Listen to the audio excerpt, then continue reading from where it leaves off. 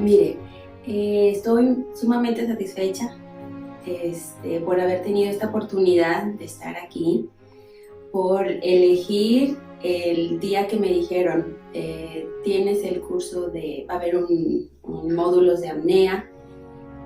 Fue una chispa que me encendió y decir, si quiero ser mejor odontólogo, ser una persona que me satisfaga yo sola, que diga, soy la persona indicada para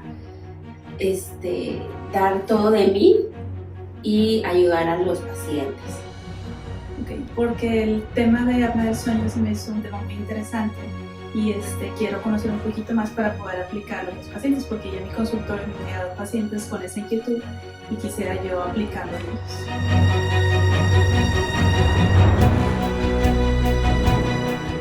Ampliamente. A lo largo de 6 días de convivencia en 3 módulos, pude detectar la gran calidad de este curso y lo recomiendo ampliamente a todos nuestros colegas para que podamos juntos hacer algo más por nuestros pacientes. Ampliamente.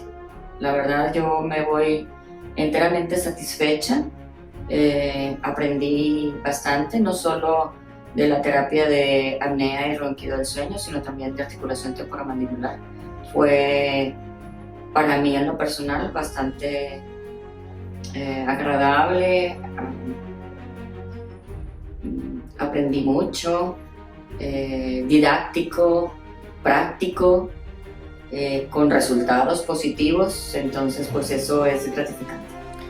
Creo que todo este concepto abarca a los pacientes con más salud, o sea, buscando la salud de los pacientes.